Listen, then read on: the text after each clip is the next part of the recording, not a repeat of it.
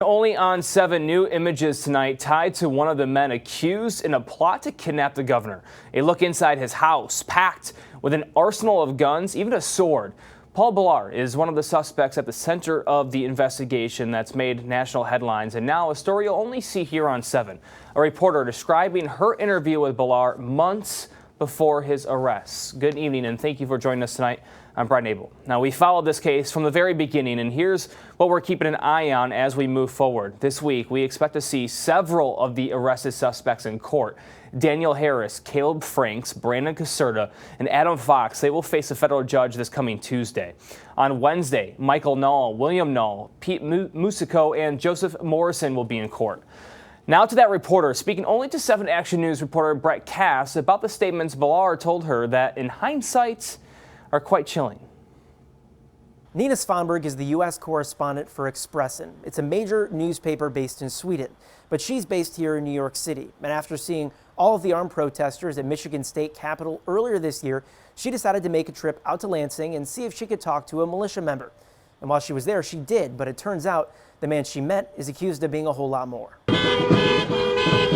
Organizers called it Judgment Day, a rally at Lansing State Capitol on May 14th, where Swedish reporter Nina Svanberg met the subject of her next story, 21-year-old Paul Bellar. He spoke about the Boogaloo movement. He said that they were a part of the Boogaloo movement, and he also said, well, I'm going to get in trouble for saying this. Take your other hand, you can either hold it here. After the rally, they met up at Bellar's home in Milford, where he showed off his weapons and talked about his views on government. I feel like the American civilization as we know it is going to possibly revolt against the tyrannical government.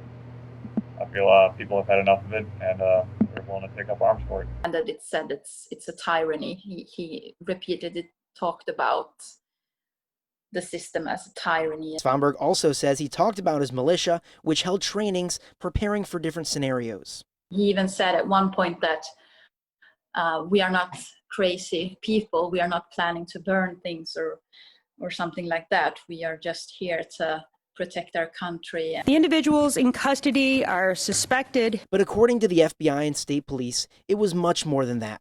They say Bellar was sergeant of the Wolverine Watchmen, an anti-government group conspiring to target law enforcement, attack the Capitol, and kidnap the governor. And he talked about them communicating via encrypted chat groups. He pulled up his phone and said that they were about 50 people in that chat group, consisting of men and women, former veterans, all kinds of background. The federal investigation aided by 2 informants inside the group's encrypted chats, keeping police up to date with their plans, movements, and training. He said that he had been followed by the police. He was aware that the police were watching him, as he described it, and his big fear was that the feds or the police would come knocking on his door. He said that was what he was expecting. Paul Bellar, age 21, of Milford. On Thursday, what he said he was expecting happened. Bellar was arrested in South Carolina and now faces charges for weapons, gang membership, and terrorism. He also said that his worst nightmare was to be described as a domestic terrorist, and that the feds would come and take his guns because, and I quote, he said that won't end well. Now, it did go well for police, but not for Bellar. He was arrested in South Carolina. He is still in South Carolina as far as we know, and he is currently being extradited back here to Michigan to face those charges. And if convicted of all 3, he could spend up to 42 years in prison. Reporting here in Southfield, I'm Brett Cast, 7 Action News.